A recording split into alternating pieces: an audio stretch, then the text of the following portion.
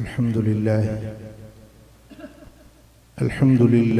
नहमदुहु व नस्तईनुहु व नस्तगफिरुहु व नु'मिनु बिही व नतवक्कलु अलैहि व नऊज़ु बिल्लाहि मिन शुरूरि अनफुसिना व मिन सय्यिआति अअमालिना मन यहदिहिल्लाहु फला मुदिल्ल लहु व मन युद्लिल फला हादिय लहु व नशहदु अल्ला इलाहा इल्लल्लाहु वहदहु ला शरीक लहु व नशहदु अन्न मुहम्मदन अब्दुहु व रसूलुहु अम्मा बाद फ़अऊज़ु बिल्लाहि मिनश शैतानिर रजीम बिस्मिल्लाहिर रहमानिर रहीम व मिम्मा रज़क़नाहुम युनफ़िक़ून सदक़ल्लाहु मौलानल अलीयुल अज़ीम इन्नल्लाह व मलाइकतहु युसल्लून अलन नबी या अय्युहल्लज़ीना आमनू सल्लु अलैहि व सल्लिमू तस्लीमा अल्लाहुम्मा सल्लि अला सय्यिदिना व मौलाना मुहम्मदिन व आलिहि व अस्हाबिहि अजमईन। उलमाए किराम, सादाते इज़ाम ऐं मुंहिंजा प्यारा दोस्तो बुज़ुर्गो भाइरो, अल्लाह जे दर ते दुआ है जंहिं मरहूम जे ईसाले सवाब जे लाइ ही जलसो, ही खैरात, ही तिलावत ऐं ही बज़म सजाई वई आहे, अल्लाह करीम उन जी मग़फ़रत फ़रमाए, अल्लाह उन जे क़ब्र खे जन्नत जो बाग़ीचो बणाए। हुज़ूर जा उम्मती जेकी बि दुनिया तां पर्दो करे विया आहिनि, अल्लाह ताला हर मोमिन जे क़ब्र में नूर ऐं सुरूर दाख़िल फ़रमाए। अज़ीज़ान गिरामी, जिए उस्तादुल उलमा शेखुल हदीस हज़रत क़िबला मुफ्ती मोहम्मद जान दामत बरकातुहुल आलिया जन बयान फरमायो त ईसाले सवाब यानी सवाब कंहिंखे पहुचाइण, पंहिंजी इबादत, पंहिंजी नेकी, पंहिंजो सालिह अमल, उन जो अजुर कंहिं ज़िंदह खे या कंहिं फ़ौत शुदा खे पहुचाइण, इनखे ईसाले सवाब सॾिबो। असीं जेकी बि चङा अमल कयूं था, चङा अमल हिकिड़ा ज़बान सां अदा थींदा आहिनि। मसलन तव्हां चओ सुभान अल्लाह, इहो हिकिड़ो सालिह अमल आहे। तव्हां क़ुरान शरीफ़ जी तिलावत कयो, इहो सालिह अमल आहे। मदीने वारे साईं फरमायो त जेको हिकिड़ो हरफ क़ुरान जो तिलावत करे थो, उनखे 10 नेकियुनि जो सवाब मिले थो। पाण फरमायो त मां ईअं नथो चवां त अलिफ लाम मीम हिकिड़ो हरफ आहे, अलिफ जुदा हरफ आहे, लाम जुदा हरफ आहे, मीम जुदा हरफ आहे। अलिफ लाम मीम चवण सां 30 नेकियुनि जो अजुर ऐं सवाब मिले थो। इहा कोली इबादत आहे, ज़बानी इबादत आहे। अल्लाह जो ज़िक्र करे, ला इलाहा इल्लल्लाह जो विर्द करे, सुभान अल्लाह पढ़े, तस्बीह पढ़े, तहलील पढ़े, तमजीद पढ़े, इहो सालिह अमल आहे। या माली इबादत हुजे, खैर करे, खैरात करे, पानी जी खैरात, मानी जी खैरात, कपड़े जी खैरात, पैसे जी खैरात, हज़ारे क़िस्म आहिनि खैरात जा। उहा खैरात करे, इहो बि हिकिड़ो सालिह अमल आहे। या वरी माली इबादत, या वरी जिस्मानी इबादत, यानी जीअं निमाज़ पढ़े, निमाज़ जिस्म सां अदा थींदी आहे। या रोज़ो रखे, इहा जिस्मानी इबादत आहे। या वरी कुछ इबादतूं अहिड़ियूं आहिनि जेके माली ऐं जिस्मानी ॿिन्ही जो संगम आहिनि। जीअं मसलन उम्रो अदा कयो त उम्रे में माल जो ख़र्च बि आहे ऐं जिस्मानी महिनत ऐं मुशक़त बि आहे। जिस्म बि इस्तेमालु थिए थो ऐं माल जो ख़र्च बि थिए थो। त इहे 4 क़िस्म आहिनि इबादत जा। हिकिड़ी ज़बानी इबादत, कोली इबादत, ॿी फेली इबादत, टी माली इबादत, चौथी जानी ऐं माली मिक्स इबादत। ये सब इबादतूं जरे बानो करे थो त हर इबादत जो अल्लाह वट अजर ऐं सवाब आहे। अल्लाह ताला कंहिंखे बि का बि इबादत कंहिं बि बाने जी रायगान न छॾींदो आहे। इन अल्लाह ला युदीअ अजरल मुहसिनीन। अल्लाह ताला नेकी करण वारे जो हिकिड़ो ज़रो बि ज़ायो न कंदो आहे, हिकिड़ो ज़रो बि ज़ायो न कंदो आहे। जेतिरी बि तव्हां इबादत कई, नेकी कई, चङो अमल कयो, पोइ जानी आहे या माली आहे, कौली आहे या फैली आहे, जो बि तव्हां अमल साले कयो था, अल्लाह वटि उन जो तव्हांखे अजर ऐं सवाब ज़रूर मिलंदो। पर जेॾीमहिल तव्हां इबादत करे चुका, हाणे तव्हां दुआ घुरो था, मालिक ही जेको मूं अमल साले कयो आहे, इन जो अजर मुंहिंजे बाबा जे रूह खे पहुचा, मुंहिंजी अमड़ जे रूह खे पहुचा, मुंहिंजो अज़ीज़ो करीब जेको फौत थी वियो आहे उन जे रूह खे पहुचा।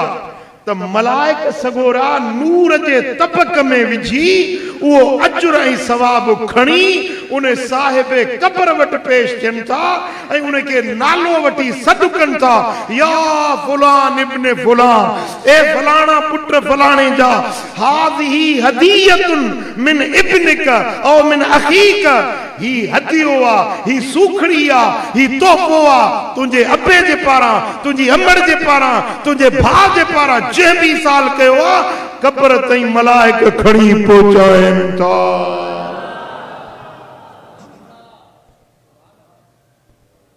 जेॾीमहिल उहो सवाब मैयत ते पहुचे थो, अगरि मैयत मुजरिम आहे, ॾोहारी आहे, गुनहगार आहे, अल्लाह हुन जा गुनाह बख़्शे छॾे थो। अगर उन्हें जी कब्र जहन्नम जी खड्डा उन्हें अजर ऐं सवाब जे सदके रब उन जी कब्र के बदलाए जन्नत जो बाग बनाई छॾे। अगर वो ॾोहारिया मुजरिमा उन जा जुर्म माफ़ थी वञनि था, ॾोह माफ़ थी वञनि था, गुनाह बख्शा वञनि था। पर जेकॾहिं मैयत खुद नेकोकार, मैयत खुद अमल सालिह करण वारो हो, जिंदगी में नेक हो, हाजी हो, हाफिज हो, नेक हो, बुजुर्ग हो, सालिह हुयो, त उन जे दर्जात के बुलंद कयो वञे थो, उन जा दर्जा वधाया वञनि था, उनखे मज़ीद उजूरा, मज़ीद नेकायूं, मज़ीद उन जे जन्नत जा दर्जात बुलंद कया वञनि था। ऐं ॿुधो, जेकॾहिं तव्हां सालिह अमल कयो न, तव्हां उहो अमल करे चओ था मालिक ही जेको अजुर मूं इबादत कई आहे, इन जो अजुर मुंहिंजे अबे जे, मुंहिंजे अमड़ जे रूह खे पहुचा, त रब फरमाए थो त इबादत तो कई ऐं तूं सखावत थो करी जो पंहिंजो अजुर पंहिंजे मैयत खे पहुचाइण चाहीं थो, त मां अल्लाह तोखां वॾो सखी आहियां। तो सखावत कई न, पंहिंजो अजुर पंहिंजे पीउ खे थो बख़्शी, मां अल्लाह तोखां वधीक सखी आहियां। हाणे मां रब हीअं थो कयां जो जेतिरो अजुर तो अमल कयो न, उन जो जेतिरो अजुर उन मैयत खे ॾींदुसि, ओतिरो अजुर वरी तोखे बि अता फरमाईंदुसि। इन जो मक़सदु आहे त उहो अजुर ऐं सवाब जेतिरो मैयत खे मिले थो, ओतिरो अमल करण वारे खे बि ओतिरो अजुर ऐं सवाब मिले। अल्लाह वटि तंगी न आहे, रब वटि तंगी न आहे। मसलन ईअं बि न थींदो जो जेकॾहिं तव्हां इबादत कई या साले अमल कयो, उन खे अल्लाह ताला तक़सीम करे विरहाए, मसलन ही 500 आहे, ही 500 आहे, इन खे अधु, हिन जो अधु घणो थींदो 250। ईअं न थींदो जो 250 पढ़ण वारे खे 250 वरी जंहिंखे ई साल कई, न। अल्लाह ताला फरमाईंदो मुंहिंजी सखावत मुकम्मिल आहे, 500 तोखे, 500 हुनखे। ॻाल्हि सम्झी या न सम्झी? पर जेकॾहिं तव्हां अञा बि सखावत कयो, मेमण ॻोठ जो क़ब्रिस्तान आहे, उन में 5000 मैयत दफ़न आहे, मसलन 5000। मकली जो मुक़ाम वञो त उन में त लखे माण्हू दफ़न थियल आहिनि। तव्हां सूरत फातिहा पढ़ी, सूरत फातिहा पढ़ी या आयतुल कुर्सी पढ़ी, तव्हां चओ था त मालिक हिन आयतुल कुर्सी जेका मूं तिलावत कई आहे, इन जो सवाब हिन सारे मुक़ाम वारनि खे पहुचा। तो ये न थींदो जो उन्हें सवाब के टुकरन टुकरन में विराए जरो जरो जरो करे तकसीम कयो वञे न हर कब्र में मुकम्मिल अजर ऐं सवाब अता फरमायो भली लख कब्रूं हन भली 5 लख कब्रूं हन हिकड़े मुकाम में जेतरा मैयत हन पर तवां जी दिल अञा वडी आ तवां अञा वधीक सखावत कई तवां चो ता मालिक ही जेका मुतलावत कई इन्हें जो अजर ऐं सवाब मदीने वाले साईं जा जेतरा भी उम्मती फौत थी विया शर्क खां वठी गर्ब ताईं शिमाल खां वठी जुनूब ताईं पूरी कुर्रे अर्द में अरब में अजब में एशिया में अफ्रीका में फलस्तीन में जिते भी मुसलमान दफन आहिनि तव्हां हिते मेमून ॻोठ में कुरान पढ़ियो अजर ऐं सवाब जो अमल कयो तव्हां ईसाल कयो था तो हर मुसलमान जे कब्र में अजर ऐं सवाब पहुचे थो जॾहिं अल्लाह सखी आहे त पोइ असां छो बख़ीली कयूं ॻाल्हायो जी हुजूर आकाए दो जहां सल्लल्लाहु अलैहि वसल्लम जन हमेशा कुर्बानी कंदा हा न कुर्बानी ब कुर्बानी कंदा हा फरमाइंदा हादा मिन मुहम्मदिन व आले मुहम्मद ही कुर्बानी मु मुहम्मद करीम जे तरफा ए मुझे अहल बैतन जे तरफा व हादा मिन उम्मत मुहम्मदिन सल्लल्लाहु अलैहि वसल्लम ही कुर्बानी मां पंजी उम्मत जे तरफों तो कया हाने उम्मत में तो तमाम शामिल आयो केंजा उम्मती आयो गालायो हथ मथे करे चो केंजा उम्मती आयो मदीने वाले साईं जा हुजूर जन जेका कुर्बानी कई न उन्हें जो अजर ऐं सवाब तव्हां के मिलियो मुखे मिलियो क़यामत ताईं अचण वारी उम्मत के मिलंदो रहंदो हुजूर अलैहिस्सलातु वस्सलाम जन हजरत मौला अली शेर खुदा हैदर करार के फरमाया था अली जडे मां दुनिया ता पर्दो करे वञा जडे मां पंहिंजे मज़ारे अनवर में वञी जलवगर थिया त अली तोखे मुंहिंजी वसीयत आ त जडे भी पंहिंजी कुर्बानी करी त मूं मुहम्मद जे तरफां भी कुर्बानी कजाए हजरत मौला अली जैसी तई जाहिरी हयात पाक में हजरत मौला अली जाहिरी हयात पाक में मौजूद हुआ हर साल ब कुर्बानियों कंदा हा फरमाइंदा ही अली जे तरफा हे मदीने वाले साईं जे तरफा ऐं उन्ने वसीयत का पो अज ताईं उम्मत में किरोड़े आशिक हैं किरोड़े आशिक हैं जन के अल्लाह ताला माली तौफीक दिनी आ जन के अल्लाह ताला कुशादगी दिनी आ वे पंजी भी कुर्बानी कंदा आहिनि मदीने वाले साईं जे तरफा भी कुर्बानी कंदा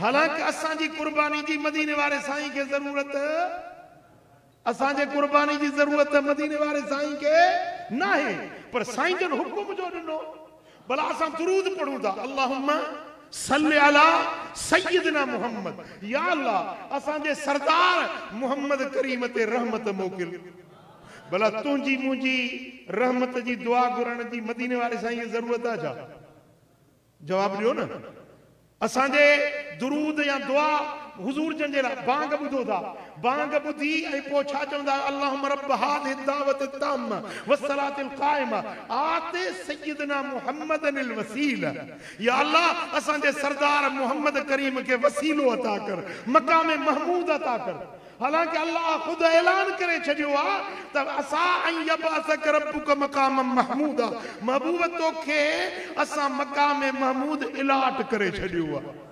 मकाम महमूद तोखे ॾेई छडियो आ पर हुजूर जन फरमायो आ त जॾहिं बि बांग ॿुधो त मुंहिंजे लाइ हीअ दुआ घुरंदा कयो त या अल्लाह असां जे सरदार मुहम्मद करीम के वसीलो अता कर ऐं हुजूर के तूं मकाम महमूद अता कर छा असां जी दुआ जा हुजूर मोहताज आहिनि न पर जेॾी महिल असां दुआ घुरूं था न त मलाइक चवनि था तो महबूब जे लाइ दुआ घुरी आहे हाणे 10 रहमतूं मलाइक तुंहिंजे मथां मोकिलीनि उन दुआ जो फ़ाइदो वरी भी मोटी असां के मिले तो हुजूर मोहताज न आहिनि। इन तरह सां अगर को नेक आ, हज़रत कलंदर लाल शाहबा जे दरबार ते वियो, हज़रत अब्दुल्ला शाह गाज़ी जे दरबार ते वियो, फातिहा पढ़ी बख्शव।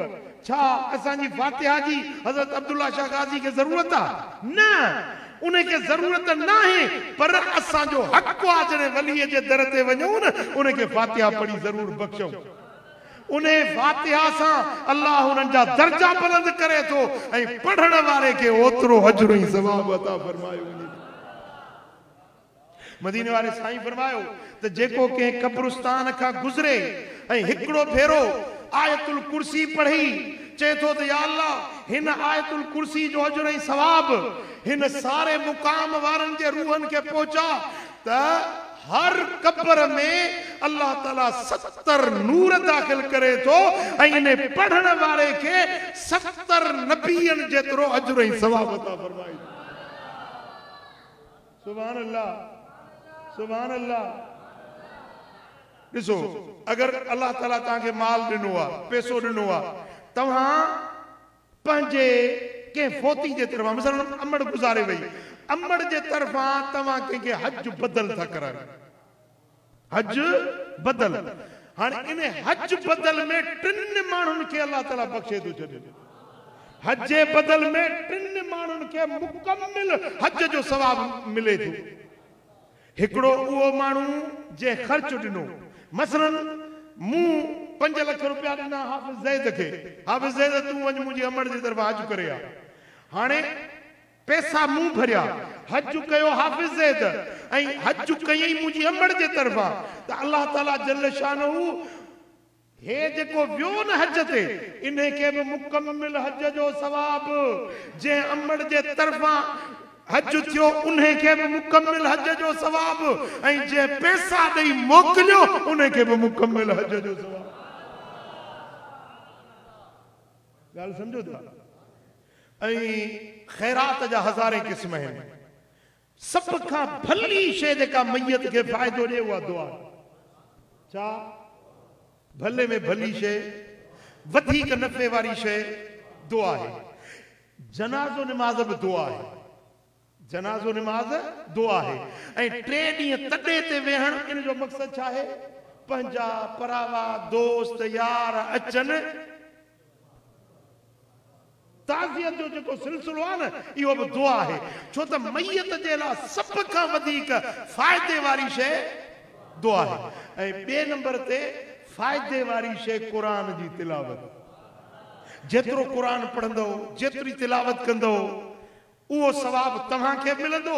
वरी दुआ घुरो था मालिक ही जेके 30 सिपारा पढ़ियमि, इन जो सवाब बाबा साईं जे रूह खे, मुंहिंजे अमड़ जे रूह खे, मुंहिंजे चाचे मामे सौट मासा जे रूह खे, त उन जे कब्र में उनखे ओतिरो अजरो सवाब मिलंदो रहे थो। हज़रत इमाम जलालुद्दीन सुयूती रहमतुल्लाह अलैह हिकिड़ो वाक़ियो लिखियो आहे त हिकिड़ो अल्लाह जो वली, केरु? अल्लाह जो वली कंहिं सफ़र में निकितो, कंहिं कब्रिस्तान खां गुज़र थियो, राति पइजी वई, कब्रिस्तान हुयो रस्ते जे पासे में, वली सगोरो उते हिकिड़ो झूपड़ो हुजे, कखां उते सुम्ही पियो। राति जो सुतो पियो आहे, वली सगोरो ख़्वाब में ॾिसे थो त जेको कब्रिस्तान आहे, उहो कब्रूं हीअं खुली पियूं आहिनि, कब्रूं खुली पियूं आहिनि, मैयत ॿाहिरि निकिता आहिनि, हीअं चमकंदड़ शयूं वसन थियूं पियूं, उहे मैयत हीअं वठनि था, झपटनि था। हिकिड़ो माण्हू ॾिठई जेको कुर्सीअ ते, नूर जी कुर्सी आहे, चमकदार रोशन कुर्सी आहे, उन ते वेठो आहे ऐं ख़ामोश वेठो आहे। उहो झपटा झपटी वठ सठ में न आहे, उहो ख़ामोश वेठो आहे। त हिन वली सगोरो जेको ख़्वाब पियो ॾिसे, उन कुर्सी वारे खां पुछो त मियां ही छा माजरा आहे? इमाम जलालुद्दीन सुयूती लिखियो आहे शरह सुदूर किताब जे अंदर, पुछा कई त ही छा माजरा आहे? जे हिकिड़ो अल्लाह वारो हितां लंघियो हुयो, हिकिड़ो भेरो सूरत फातिहा पढ़ी, उन जो अजर हिन सॼे मुकाम वारनि खे बख़्शई। 6 महीना गुज़रिया आहिनि, उन फातिहा जो सवाब अञा पिया था मैयत वठनि, खुटो न आहे।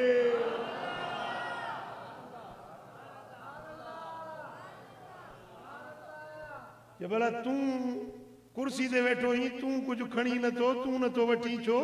जी मां जॾहिं वफ़ात कई हुई त मुंहिंजे वारसनि में मुंहिंजो पुटु हाफ़िज़ क़ुरान छॾियो हुयो, मुंहिंजो बच्चो क़ुरान जो हाफ़िज़ हुयो।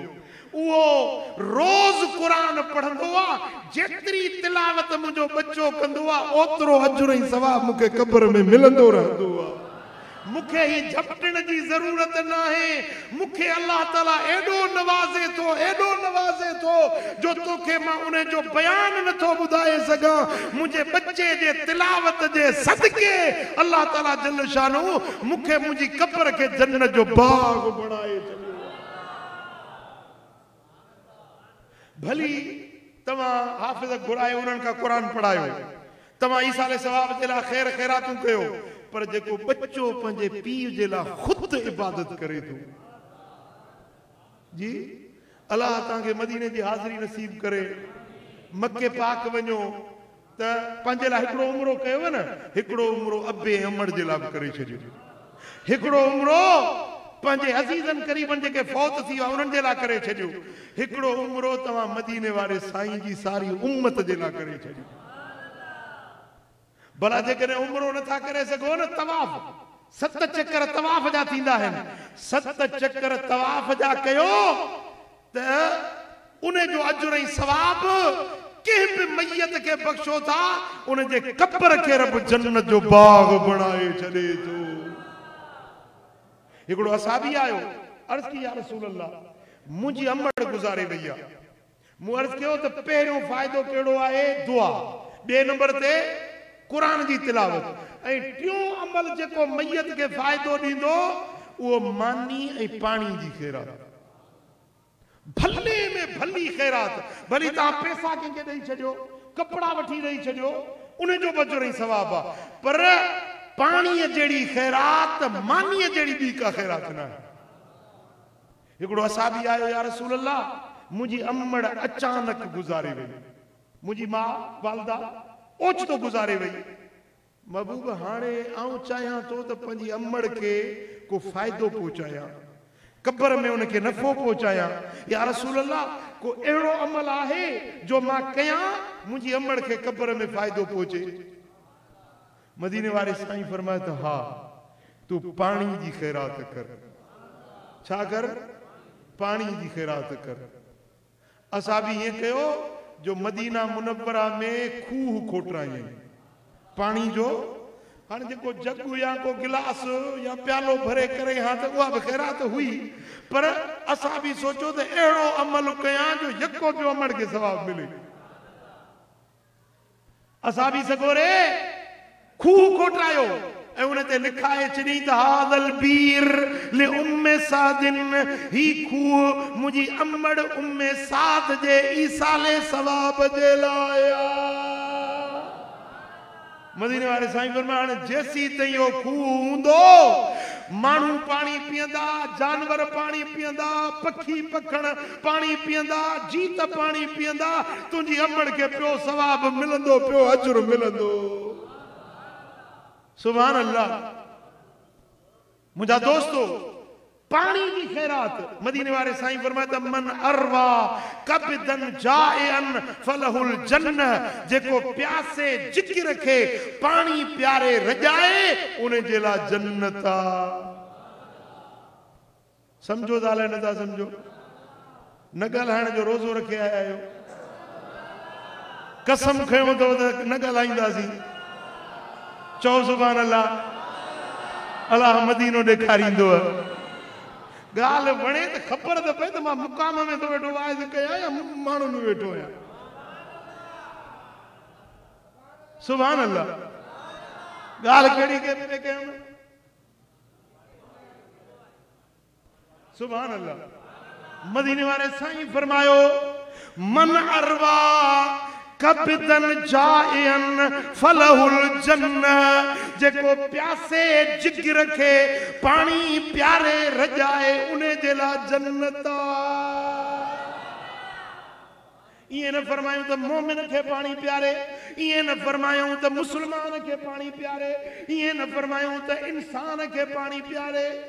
साईं फरमाए जेको प्यासे जिगर खे पानी प्यारे रजाए उन्हें जेला जन्नता पखीअ में भी जिगिरा कुत्ते में भी जिगिरा बिल्ले में भी जिगिरा जीतन में भी जिगिरा जानवरन में भी जिगिरा इन्हें जो मकसद चाहे मदीने वाले साईं जी हदीस एडी वुसत वारी आ रुगे इंसानन के पानी न प्यार पर जीतन जानवरन के पखियुन के पानी प्यार प्यासे जिगर के पानी प्यारे रजाए तुझे ला जन्नत रब लिखी तो चले सौदो सस्तो आया महंगो हिकड़े पानी जे प्याले में जन्नत मिले सौदो सस्तो आया महंगो सुभान अल्लाह सुभान अल्लाह साईं फरमाइन था जेको खैरात थो करे मानी जी खैरात चांवरन जी खैरात मानी जी खैरात थो करे जेतरो खाइण वारो खाइंदो खैरात करण वारे जे लाए कुतिब लहू बिकुल्लि लुकमतिन हज्जतिन मबरूरतिन व उम्रतिन मकबूल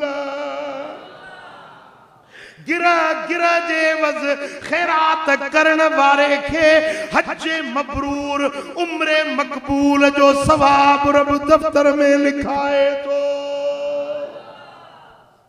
सुभान अल्लाह अने हिकड़ी प्लेट में घणा गिरा हुंदा जी तमा गणीदा न हुंदो मेहमान घणा गिरा खाधा मेहमान गणीदा तो कोन आयो न जवाब दो गणीदा तो ना हो न तमा न गणीदा हो मलाइक रब मोकलींदो आ त गणियोस गिरा फरिश्तो गणीदो अर्ज कंदो मौला गुलाम हुसैन जे ईसाले सवाब में 5 देगियूं उन्हनि जा 500 गिरह 1000 गिरह थिया रब फरमाइंदो गिरह गिरह जे एवज़ में हज मबरूर उम्रे मकबूल जो सवाब लिखो जन बच्चन खैरात कया जन ही नंगर तकसीम कयो गिरह गिरह जे एवज़ में उन्हनि के हज मबरूर उम्रे मकबूल जो सवाब दफ्तर में लिखोस हाने वरी पुट तो चे मालिक ही जेका मु खैरात कया न इने जो सवाब मुझे बाबा सही गुलाम हुसैन जे रूह के पहुंचा रब फरमाइंदो मलाइको हिन सखावत कया पांचो अजरो पियू खे दिनो थई मां रब जी सखावत लिखो जेतरो सवाब मैयत के ओतरो सवाब खैरात करण वारे के सुभान अल्लाह पर अन्या हिकड़ी हदीस बुधाया जे दिल खुश न थी तो मां जिम्मेदार आया तवज्जो मूरे कर मदीने वाले साईं फरमायो त जदे तवा हिकड़ो गिरह के खारायो था ही हदीस जेका बयान तो पे हाने इमाम नसाई इमाम बुखारी इमाम मुस्लिम इमाम तिरमिजी इन सभनी हदीस जे किताबन में ये हदीस मौजूद है साईं फरमाए जेडी मल खैरात था कयो हिकड़ो गिरह मानी जो या खजूर जी गड़ी खैरात था कयो पर कयो हलाल माल मां ऐं कयो अल्लाह जे खातिर बशर्त हलाल माल मां कमाई हलाल जी हुजे ये न रिश्वत वठी व्याज वठी हराम कमाई उन मां खैरात कयो न इन अल्लाह तय्यबुन वला यकबलु इल्ला तय्यबा अल्लाह पाण बि पाक खैरात रब उहा कबूल कंदो आहे जेका पाक माल मां हुजे ॿियो खैरात कयो अल्लाह जे खातिर माण्हुनि जे देख वेख जे लाइ न त माण्हू मुंहिंजी वाखाण कनि माण्हू मूंखे सखी सन साईं वाह जी पीउ जी खैरात कई सही सॼे मेमण ॻोठ खे मानी कराई वाह वाह वाह वाह जे लाइ कई न उहा फपंदसि वाह वाह बाक़ी न को अजुर न को सवाब इहा खैरात मुंहिंजा दोस्तो अल्लाह वटि क़बूल नाहे जेका माण्हुनि जे ख़ातिर कई वञे अल्लाह खे उहा खैरात वणे थी जेका अल्लाह जे रज़ा ख़ातिर कई वञे ॻाल्हि सम्झो था न व रजुलुन अनफक मालुहु बियमीनिही हत्ता ला तालमु शिमालुहु मा युनफिकु यमीनुहु खैरात करे त इए लिकाए करे जो सजे सा करे त खबे के खबर न पए त सजे मा छा खैरात थी पुट समझो न बस शर्त है हिकड़ो हलाल माल ऐं ॿियो अल्लाह जे रज़ा ख़ातिर जॾहिं खैरात कयो था भली हिकड़ो गिरहो या हिकड़ी खजूर जी गड़ी त रब उन खे पाले थो वधाए थो जीअं तव्हां उठ जो नंढड़ो तोड़ो गोरो उठ जो नंढड़ो उन खे पालींदा वॾो उठ थी वेंदो बकरी जो फर नंढड़ो उन खे पालींदो खाराईंदो प्यारींदो त वॾी बकरी वॾो बकर थी वेंदो मदीने वाले साईं मिसाल ॾिनो आहे त जीअं तव्हां इन फरड़े खे पाले वॾो था कयो तव्हां जॾहिं खैरात कयो था इहो गिरह मानी जो या खजूर जी गड़ी रब उन खे वधाए थो जॾहिं क़यामत जो ॾियारो थींदो त ऊद जबल जेॾी वज़नी थी तव्हांजे अमलनि में तोड़ी वेंदी सुभान अल्लाह ऊद त हाजियुनि ॾिठो आहे माशाअल्लाह मेमून ॻोठ सॼो ई हाजी आहे ऐं हाजी न आहिनि त उमिरो त ज़रूरु करे आया आहिनि पुट 11 किलोमीटर डिघो आहे 2.5 किलोमीटर वेकरो आहे जबल उहद 11 किलोमीटर डिघो जबल आहे 2.5 किलोमीटर वेकरो पहाड़ आहे एॾो हिकड़ी खजूर जी गड़ी हे वॾी थी वई खजूर जी गड़ी अञा नंढी हूंदी आहे हेतिरो खजूर जी गड़ी उहा जेकॾहिं तव्हां अल्लाह जे ख़ातिर हलाल माल मजा खैरात कयो था त जबल उहद जेॾी वॾी करे तव्हांजे अमलनि सालनि में तोड़ी वेंदी सौदो सस्तो आहे या महांगो आहे जवाब ॾियो सुभान अल्लाह जॾहिं अल्लाह ताला जबल पैदा कया छा पहाड़ जबल रब पैदा किया तो मलाइकने जबलन जेड़ी का सख्त शे ॾिठी न हुई जबलन जेड़ी सख्त शे मलाइकन न ॾिठी हुई रब के अर्ज क्यों ए मुझा मालिक हल मिन खल्किक शयन अशद मिन अल जिबाल मौला जेका तो मखलूक खल्की आ उनन में जबलन का वधिक भी का सख्त शे आहे जबल जेड़ा सख्त है पहाड़ इन्हें का वधिक भी का सख्त शे आहे रब फरमाए हां तहां दर के जबल ॾिठा है न पर मूं हिकड़ी बी शे भी इन्हें का सख्त शे ठाई आ जो मालिक वा केड़ी आ रब फरमायो अल हदीद लोह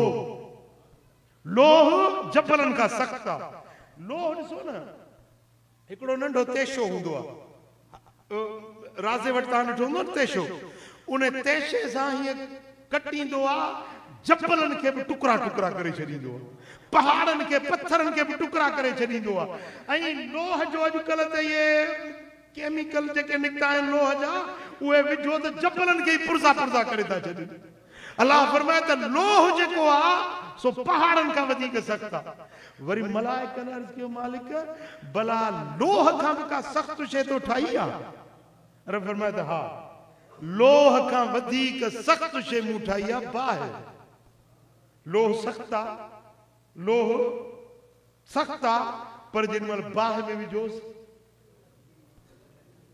में विझोस हे गाडर ठहंदा आहिनि टीर ठहंदा आहिनि फैक्ट्री में तव्हां ॾिसो न लोह खे पाणी वांगुरु वहाए छॾींदा आहिनि पोइ सांचे में पवंदो त गाडर ठही वेंदो टीर ठही वेंदो बाह उनजो पावर लोह खां सख्त आहे बाहे लोह के गारे पघारे पानी वांगुर वहाए छदे रब्बुल आलमीन जल्ल शानो फरमाए त मलाइको मूं पंहिंजे मखलूक में लोह खां वधीक बाह के खलकियो आ वरी मलाइकन अर्ज़ कयो मालिक भला इने बाह खां भी का सख्त शे ठाही अथई रब फरमाए हा हिकड़ी शे बाह खां भी सख्त ठाही अथमि मालिक वा केड़ी आ रब फरमायो त वो पानी बाह जा मच पिया बरन पर पानी विझोस उझावी वेंदी बाह जा जेकी उल्ला पिया उथन शोला पिया उथन भड़का पई खाए पर पानी बाह के उझाए छॾींदो आहे मलाइकन अर्ज़ कयो मौला भला पानी का का सख्त शे ठाई गई, पानी का वधी का पावर, पानी का वधी का ताकत, पानी का वधी का कुवत। रब फरमाए हाँ हिकड़ी शे पानी का वधी का मुंह सख्त ठाई है। अर्ज के मालिक हुआ केड़ी? रब फरमायो तो वो जो बानो खैरात करे तो सच्चे सा खैरात करे तो खब्बे के खबर न पवे। इन खैरात वारे के रब कुवत ताकत हर शे का वधीक दींदो। सुभान अल्लाह। पर एक काश जे असा खैरातूं पंजू सच्चायूं बणायूं अल्लाह जे रज़ा खातिर बणायूं। मानुन जे देख वेख जे ला त लख रुपया भी खर्च करे था जॾहिं, पर अल्लाह जे खातिर 5 रुपया कढण भी ॾुखिया था लॻनि। को साइल आयो न, को मंगतो आयो, मुंह चिबो करे हल बाबा हल फ़कीर हल खुलियो कोने को, या वरी नोट अहिड़ो ॾींदो जेको बस वारो क्लिंडर बि न वठे, अहिड़ो फाटल साटल पुराणो चतियुन लॻल अल्लाह जे नाले ते अहिड़ो ॾींदो। वतायो फ़कीर वियो दुकान गिदरन वारे ते, जब अल्लाह जे नाले ते गिदरो ॾे हिकिड़ो फिथल ॻरियल केलो ॾिनई। वरी टको खणी वियो दुकानदार खे, टको ॾिनी अबा हिन जो मूंखे गिदरो ॾे, भलो सुठो गिदरो। हीअं मथे करे चए थो मौला ॾिस तुंहिंजे ॿाननि जो हे टके वारो गिदरो, हे तुंहिंजे नाले जो गिदरो। लन तनालुल बिर्र हत्ता तुनफिकू मिम्मा तुहिब्बून। तव्हां तेसी ताईं भलाई न हासिल करे सघंदो जेसी प्यारी शइ, भली शइ, वणंदड़ शइ रब जे नाले ते ख़ैरात न कंदो। तव्हांखे सुठी शइ वणे थी न, तव्हां अल्लाह जे नाले ते सुठी शइ ॾियो। हाणे थप्पी हूंदी न, उन में पुराणा नोट कढी जुदा कंदो, नवा नोट खीसे में, पुराणा नोट ख़ैरात न। जेका शइ तोखे वणे थी उहा शइ अल्लाह जे रस्ते में ख़ैरात कर, अल्लाह ताला तोखे माला माल करे छॾींदो। मन जा बिल हसनत फलहु अशरु अमसालिहा। हिकूण ॾींदे रब 10 बदिलो ॾींदो। मा नकसत मालिन मिन सदका। मदीने वारे साईं फरमायो त खैरात माल के घटाईंदी न आहे। तव्हां खे यकीन न अचे मां मोहम्मद कसम खणण जे लाइ तयार आहियां, चओ सल्लल्लाहु अलैहि वसल्लम। साईं फरमाइनि था मां कसम खणण जे लाइ तयार आहियां, खैरात तव्हां जे माल के घटाईंदी न वधाईंदी आहे। ऐं पुट खास करे रात जो साइल अचे न, सिजल ते खां पोइ साइल अचे तो उनखे खाली न मोटाए। कॾहिं कॾहिं अल्लाह ताला मलाइकनि खे बि माण्हू जी सूरत में मोकिलींदो आहे। अब नमाज टाइम त न आहे जी न, मथां कंहिंखे तकड़ हुजे वरी चए दुआ घुरो।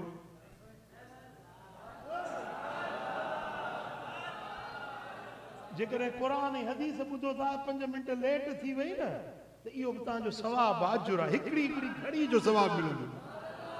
भला हिकिड़ी हदीस इन मौज़ू ते ॿुधाए छॾियां, ॿुधंदव? मन जलस माल आलिम साअतैन, आलिम सां रुॻो 2 घड़ियूं वेहे, घणो 2 घड़ियूं आलिम सां वेहे। और मशा माहू खुतवतैन, या आलिम सां 2 विखूं गॾिजी हले। और अकल माहू लुकमतैन, या आलिम सां गॾिजी दस्तरखान ते 2 गिरह खाए। आताहुल्लाहु जन्नतैन, अल्लाह ताला उनखे 2 बेहश्त जा बाग ॾींदो। हर बाग हिन दुनिया खां ॿीणो हूंदो। सौदो सस्तो आहे या महांगो आहे? हाणे हेतिरा आलिम सगुरा हेॾे दर्स न, नूरानी चेहरा साईं मौलाना उमेद अली जहिड़ा रब्बानी आलिम वेठा आहिनि। तव्हां आलिमनि सां गॾु वेठा आहियो त तव्हांजी हीअ मजलिस सजाई आहे। तकड़ न कजो। मां हिकिड़ो वाक़ियो बयानु करणु चाहियां थो। सही बुखारी में, सही मुस्लिम में हदीस आहे। 3 ॼणा दोस्त हुया, पाण में संगती हुया। हिकिड़ो हुयो कोढ़ियो, ॿियो हुयो गंजो, टियों हुयो अंधो। 3 जी पाण में यारी हुई।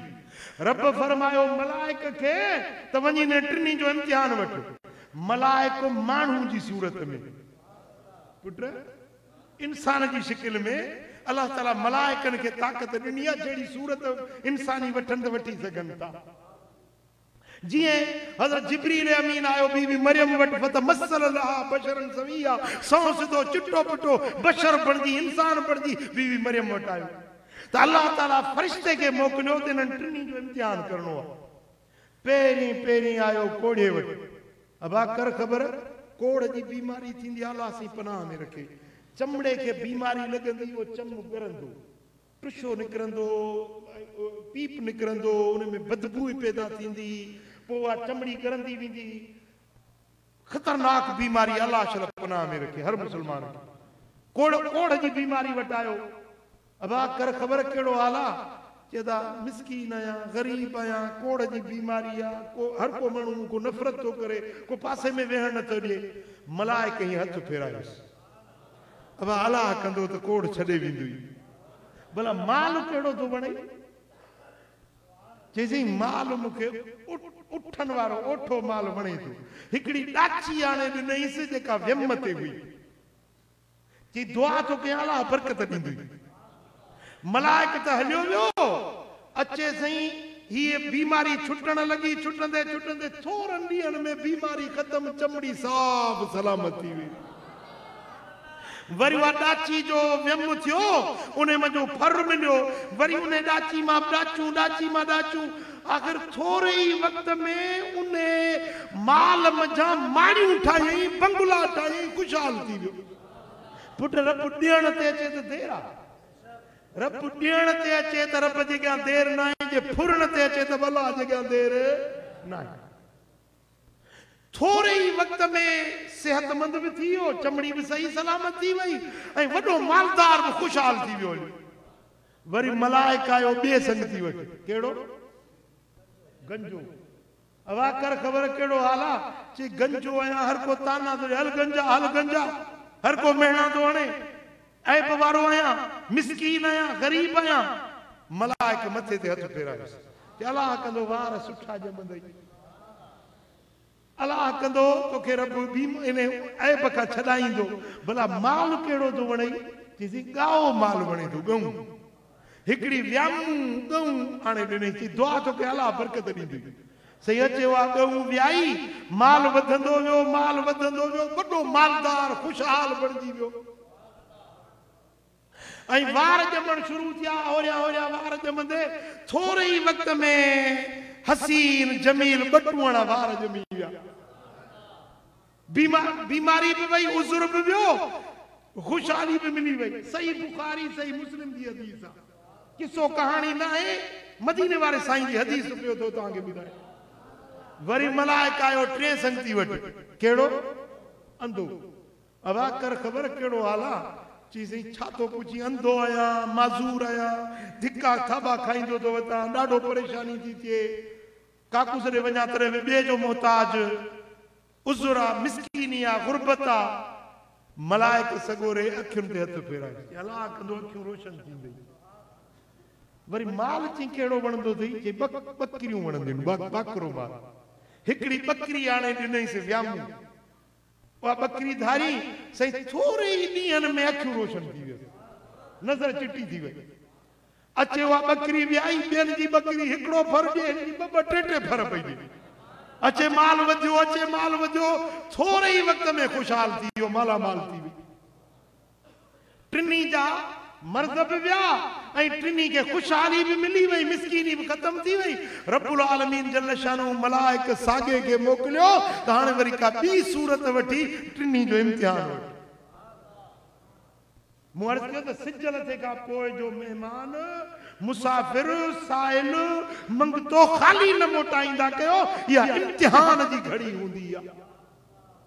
टंडे मोहम्मद खान जो हिकिड़ो माण्हू मुंहिंजे मुर्शिदनि करीमनि वटि वठी आया। चरियो हुजे दिमाग़ तां लथल हुजे चरियनि वांगुरु कपिड़ा फाड़े पाण खे कुटे मारे। अब हे छा थियो? चईसीं टंडे मोहम्मद खान जो वॾे खां वॾो वापारी ही हुयो करोड़पति हुयो। हिन जो वापार ॿाहिरीं दुनिया सां थींदो। हिकिड़े ॾींहुं सिज लथे जी निमाज़ पढ़ी घर में वेठा हुजनि हिकिड़ो ॿाहिरों दरवाज़े ते मंगतो साइल आयो। अलाह वास्ते ख़ैरात ॾियो। घर में चुल्हे ते हंडी पाणी गरम बड़के पियो। पाणी गरम चांहि जे लाइ या कंहिं शइ जे लाइ पाणी गरम। हिय कयो हंडी गरम पानी जी हिय हारी कणी पेरन फकीर जा पेर सड़ी पे फकीर रोड़ंदो दाहू कंदो हे मालदार पैसे वारो मुतकब्बिर मानू हो गरीब रोंदो वियो उन्ने नी का पो ही मानू जो दिमाग त लई चरियो थी वियो उन जी का पिट लगी बस हाने माल व्या दौलतू वियो पैसा व्या ही मानू यो चरियो पागल लगो तो वते पाण के पाण मारींदो दो पुट अल्लाह जी जात बेनियाज़ दुनिया दिसी पैसो दिसी नाज न कयो गुरूर न कयो वडाई न कयो अल्लाह चल बाझ करे रब चल पंजो राम कर फरिश्तो इंसानी सूरत में आयो वरी का बी सूरत वठी आयो पेरी पेरी आयो संगति पेरो केड़ो कोड़ वारो अबा मां मुसाफिर आया परदेसी आया रस्ते जो सामान खुटी पियो आ अल्लाह जे नाले ते हिकड़ी डाची मुके दे उन्हें रब जे नाले तू कोड़ वारो है रब तुझी बीमारी विञाई तू मिस्कीन है रब तो के अमीर बनाए उन्हें रब जे नाले ते मुके दे जी तू मुके ताना थोणी तो मुके कोड़ हुयो तू मुके मेहणा थोड़ी तो मां मिस्कीन हुस मुके कदे बीमारी कदे कोड़ हुयो मां सदाई चंगो भलो ही माल जेको मुझे पी डाडन पड़ डाडन का वठी असा खुशहाल असा मालदार तू मुके तानो थोणी मां मिस्कीन हुस उची मुझे अता के मां पुछड़ो न कया अबा खैरात त नड नहीं पर रन तो फकीर के घट वध गालाई फकीर जो पर अल्लाह उए कंदुई जे हुए हो तो मलाइक हलियो वियो थोरन ॾींहनि खां पोइ वरी बीमारी शुरू थियसि आस्ते आस्ते चमड़ी ॻरण लगी वरी उहा कोड़ जी बीमारी माल में नुकसान पिया अचे माल में घाटा खसारा पिया थोरे ही वक्त में माल दौलतूं वियूं अॻे खां वधीक सुञो ऐं कोड़ जी बीमारी सॼे बदन खे वकोड़ियो वरी मलाइक सगोरो आयो ॿियो संगती केड़ो अबा मां मुसाफिर आया वाटड़ू आया रस्ते जो सामान खुटी वियो आहे अल्लाह जे नाले रब जे नाले ते मुखे हिकड़ी गऊं दे उन्हें रब जे नाले तो घुराए जो तू मिस्कीन हुए रब तो के अमीर बनायो तू गंजो हुए रब तो के सोना वार ॾिना जी तू मुखे ताना तो नी मुझे ओ ताकत वेई मुखे तो ताना नहीं तो मां गंजो हुयो कदे मां गंजो हुयो कदे मां मिस्कीन हुस हे तो मुझे अपन डाडन का वठी मु वट दौलत मिलकियत तू मुखे ताना देण आई निकुर मुझे ओ ताक मजा मलाइक के घट वध गलाई मलाइक जो अल्लाह कंदो भला इए थींदे जी अगे मलाइक त वियो अचे वार छणन लगा अचे वारन में नुकसान पियो माल में नुकसान पियो थोड़े ही अरसे में गंजो भी थी वियो अगे का वठी मिस्कीन भी थी वियो वरी मलाइक आयो टे संगती वट केड़ो अबा अल्लाह जे नाले मुझो लहणो लेखो ना है रब जे नाले ते उन्हें रब जे नाले जो तू अंधो है रब तो के अखियन जो नूर दिनो उन्हें रब जे नाले तू मिस्कीन है रब तो के अमीर बनायो उन्हें रब जे नाले हिकड़ी बकरी दे उन्हें चयो त मां अल्लाह जे नाले ता सदको वञा कुर्बान वञा पंहिंजे रब जे नाले ता तू सच तो चवी मां अंधो हुयुस रब मुखे नूर दिनो मां माज़ूर हुयुस रब मुखे नूर जी चिटाई दिनी बराबर मां मिस्कीन हुस मोहताज हुयुस मुझे रब मुखे खुशहाली दिनी मुखे माला माल मुझे रब कयो आ उन्हें रब जे नाले ते हिकड़ी बकरी ब बकरियूं पंज बकरियूं धड़ सजो काय तुझे नाले रब जे ते मुझी सब शे कुर्बान मलाइक चयोसे त मुखे बकरी जी का जरूरत ना है मां इम्तिहान वठण आयोस तुझा बई साथी नाकाम थी विया तू कामयाब थी वे तो के दुआ तो न्या अल्लाह तो के अन्या वधाईंदो अन्या तो के माला माल ओ मिठा अल्लाह दिनो आ त रब जे नाले ते खर्च कयो खैरात कयो ए ॾिसो हजरत किबला से मुफ्ती मोहम्मद जान बयान फरमाए विया हिकड़ो आलिम अल्लाह जो सालिह आलिम शाहिदी ॾेई वियो हेतिरनि माण्हुनि जे अॻियां त मदरसे जे तालिबनि खे गाॾी भराए अचे पंहिंजे हथ सां विराए वियो मरहूम गुलाम हुसैन पुट केॾी वॾी उहा पंहिंजे लाइ सादत हुई ऐं अहिड़ा अल्लाह जा सालिह आलिम जंहिंजा शाहिद हुजनि नेकी जो कम के गरीब मिस्कीन के के ॾियो थी वियो पर जेकॾहिं तव्हांजे नेकी जो को आलिम को सालिह को अलाह वारो शाहिद थी पवे त इहो अञा वधीक त मिठा रब दौलत ॾिनी आहे त ख़ैर कयो ख़ैरातूं कयो मिसकीननि जी संभाल लो को बीमार ॾिसो उनजो इलाज करायो जेकॾहिं का बेवाह औरत आहे उनजी संभाल लो को यतीम ॿार आहे उनजी परवरिश कयो उनखे कपिड़ो वठी यतीम जे मथड़े ते हथ फेरायो न मथे ते हथ फेरायो त तव्हांजा वार यतीम जे मथे जा वार जेतिरा तव्हांजे हथ खे लॻा वार वार जे बदिले में 10 नेकियुनि जो सवाब तव्हांजे दफ़्तर अहिड़ो कमु कजे या न कजे पुट दुनिया इते पई हूंदी धूड़ पई पाईंदी या दुनिया पैसो ॾोकड़ जेको जमा कई न इहो इते रहिजी वेंदो तुंहिंजी दौलत उहा आहे जेका खाधई ऐं अल्लाह जे रस्ते में ख़ैरात कई